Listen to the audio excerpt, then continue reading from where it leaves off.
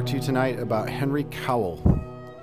Henry Cowell was a 20th century American composer who had an immense impact on music through his writing, his ability to organize and encourage people, and most importantly, through his compositions. If I had an unlimited amount of time, my goal here would be to share with you a complete sense of how Cowell, as a composer and a theorist, developed and articulated ideas that encapsulated 2,500 years of Western musical tradition into one grand unified theory, and then placed them into practice through his compositions, because it's true, but I don't. So instead, I just want to talk about one thing that he invented, a musical device, if you will, that represented the sum of more than 2 millennia of Western musical progress, incalculable hours of human concentration and inspiration focused on a single thing, music, all pointed towards one final goal. Would you like to hear it? Okay, let him have it, Steve. That's right, the tone cluster. But before we can get to the tone cluster, I'd like to tell you a little bit about Henry Cowell, the man. In a way, he was the personification of the American ideal. He was the child of 2 nobodies from nowhere in particular. Born in the waning years of the 19th century, Cowell spent much of his childhood with his mother and lived in numerous states, including Oklahoma, before settling eventually in California. Due to his rootless upbringing, he received very little in the way of formal schooling, but showed an almost supernatural talent for composition from a very young age.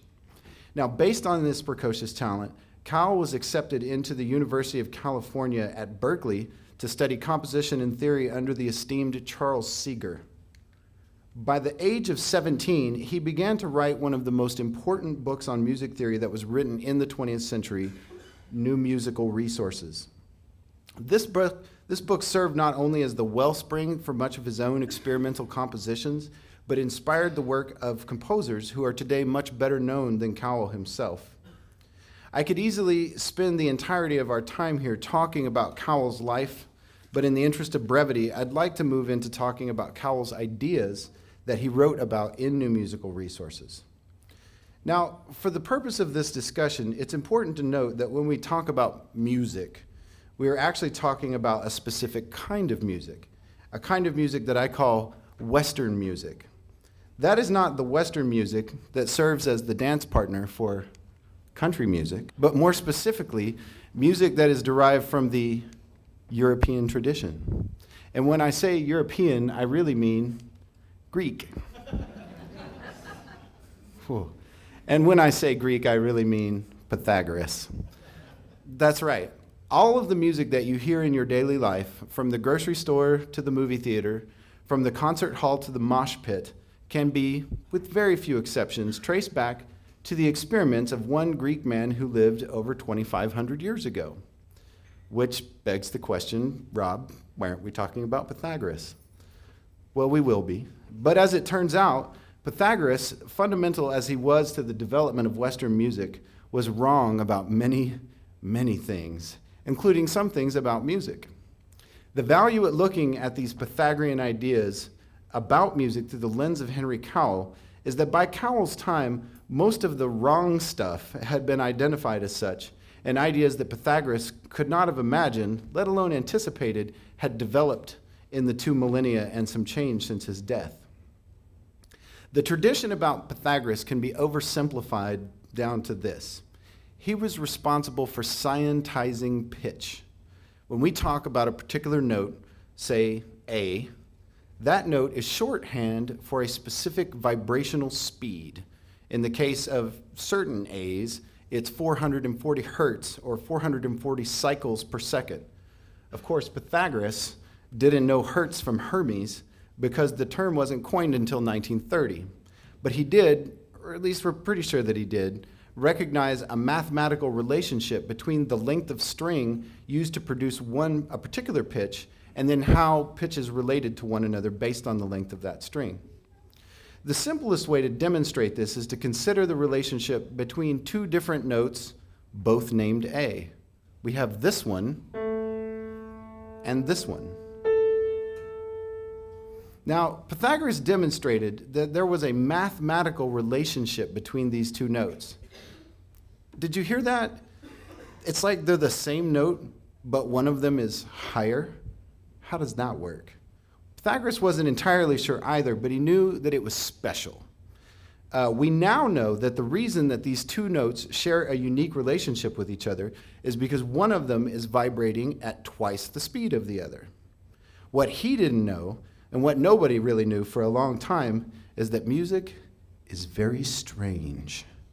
To quote Cowell, music is based on and conditioned by the physical laws of sound waves, which, as it turned out, were way too tiny for Pythagoras to see even if he squinted. How strange is music? Here's Cowell again. These laws disclose that musical tones have a relation to each other which is measurable by mathematics.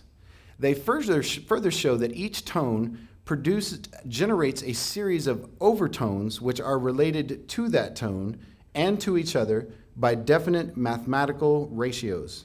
Experiment has shown that if the fundamental tone be removed altogether, leaving only those overtones sounding, we are so accustomed to associating the sounds of those overtones with a single sound that the series of overtones alone still sounds like a single tone to us, and we think that we are hearing the fundamental tone. What does that mean? Well, it means that when we hit that note, not only is sound organized in a specific way to produce a particular tone, but in essence, the potentiality for every other note imaginable is contained within that one note. And it's in the conglomeration of the note and all of those resultant harmonic overtones that what we call pitch is perceived. This, again, was not news to the world when Cowell stated it in New Musical Resources. But Cowell did explore those relationships, which we call harmony, in ways that no one had ever considered. When talking about pitch, nearly any music theorist of his time could have told you that the overtone sequence, about the overtone sequence and how it defined how pitches relate to one another. But Cowell took this a step further and suggested that how we came to accept ever more distant relationships between two or more notes as being pleasant over time was not because our tastes were evolving or because we were particularly clever, but because that relationship had been implicit in the overtone sequence all along. A bit more explanation is in order. Let's take a look at this overtone sequence. Boop. Let's say that we play the note A. When we do, there is a predictable sequence of overtones that appear every time that we play that note. Now, this sequence continues on well past what we can actually hear, but we can actually learn very valuable things about them by just looking at the first few. Here are the notes. We have A, then A again, then E, then A, then C sharp, then E, then G, then A. Now, what is the most common note in that sequence? It's A, that's right. Of the 8 notes that we're looking at here, some version of A appears half of the time. Now, not to torture this analogy, but if your spouse only says 8 things to you in a day and 4 of them are the same thing, how seriously should you take that thing? Darn serious. Well, the overtone sequence is no different. The more that a note appears in a given sequence, the more important that that note is to its own fundamental. So how important is A to A? It's real important. It's mad important.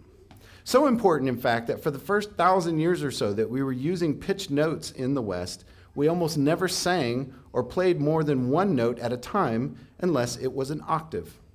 Now, at first, it's possible that it just didn't occur to anyone.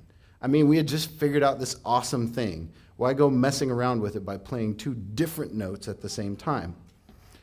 We did, however, have another idea that was associated with Pythagoras, and that was called an interval. You see that we've taken the notes, and rather than stacking them on top of each other, we sort of can see the distance between them, played one right after the other.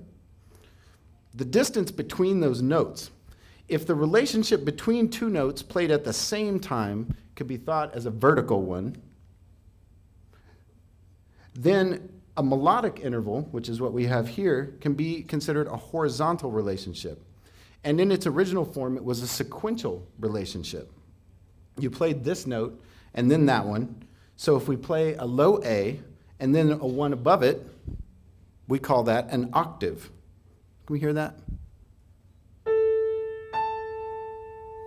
Now, there is no tension between those two notes once we get past the idea that octaves even exist.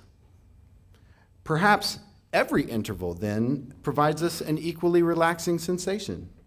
Let's test that theory. Let's take our octave and let's divide it by a nice even number and see how that turns out. So if we take the distance between A and A, divide it in half, we end up at the note D sharp. Twos are good. Everybody loves getting half, right? Let's hear what that sounds like. Okay, that was terrible. What happened to our serenity? You can see why they waited so long to play two notes at once. You could die. It's very serious. So what we've learned is that all intervals are not born equal. Why? Yep, the overtone sequence. That octave was pleasing because it conforms to the expectations that the overtone sequence subconsciously sets out for us. Where is the note D sharp in that sequence? How many times does it appear? 0. None. Zilch. So looking at the sequence then, what is a note that might be related or important to A? It's the only other one in that first sequence that actually repeats itself and actually composes 25% of the overtone sequence. Can we see from where we're sitting what that might be? E. That's right. Let's hear that. It's very noble. Listen to that.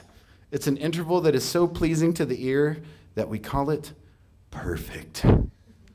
Counting through the alphabet from A to E, let's see if I can remember how this works. We have A, B, C, D, E. We can see that E is 5 notes away from A, so we call it a perfect fifth. Now, if we reverse the order between those two notes and go from E to A, let's see what that sounds like. That's still pretty good, isn't it? It's also perfect. Now, if we count on the fingers again, E, F, G, A, we see that it's 4 notes away, and so we call it a perfect fourth. And as it turns out, there are only 4 interval relationships that we call perfect. The perfect unison, which is the relationship of a note to itself, the perfect octave, the perfect fifth, and the perfect fourth. All of those intervals are predicted in the first 4 emanations of the overtone sequence. Now, when we did begin to combine these notes eventually, we began with these perfect intervals. By Cowell's logic, we did so because those relationships were implicit in the overtone sequence. Once we had taken a relationship that was implicit in the interval and made it explicit by stacking them up on top of each other, it opened up the possibility for the next implicit relationship to follow suit until eventually notes that were quite distant from the fundamental in that sequence were considered part of acceptable harmony, including that awful half division of the octave that we heard earlier, as exemplified through these 2 lovely chords.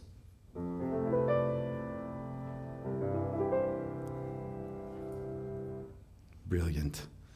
In fact, by the time we had reached the 20th century, all of the notes calculable by Western pitch had become part of the harmonic vocabulary. What Cowell had done, in a sense, was transformed the development of Western harmonic vocabulary from what was thought of as essentially a mystical experience to an inevitable, almost mechanistic one. By his reasoning, Bach composed what he did because the music, in a sense, told him to. Mozart built on those developments because the music itself had predicted it, and Beethoven and Wagner and Stravinsky and so on and so forth. This thought process led him to the thing for which he is perhaps the most famous, the tone cluster. You see, When we get to the extremity of the overtone sequence, the tones grow narrower and narrower until it becomes very difficult to tell where one overtone ends and the next one begins. Instead of notes and space and notes, the sequence becomes almost a continuous line, traveling upward in pitch until only dolphins and certain politicians may enjoy its dulcet tones. Cowell saw the end result of this exploration of the overtone sequence as an expression of this place where notes could no longer be differentiated one from another, and using his piano as his instrument of composition, he literally struck upon the only way that he could think to express it.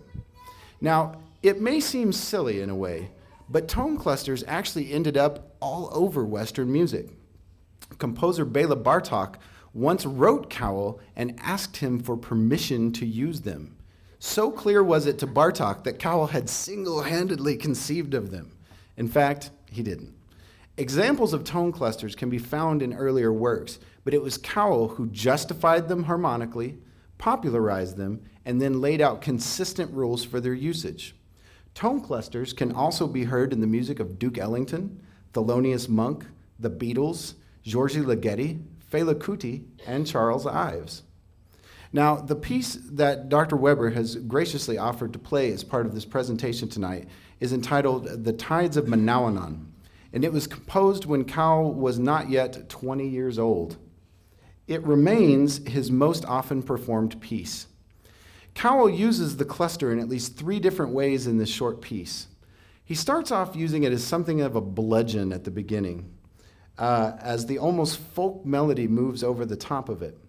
As the piece moves into its second section, the clusters themselves begin to move in parallel to the melody. And then at the end, they are struck and resonate in a way that invites a contemplation of the clouds they represent, almost suggesting the crashing waves that he's using as sort of the program for this piece, and also invites us to contemplate the rich overtone sequence that they embody and produce. So, without further ado, ladies and gentlemen, this is Dr. Stephen Weber with Henry Cowell's The Tides of Manaunaun.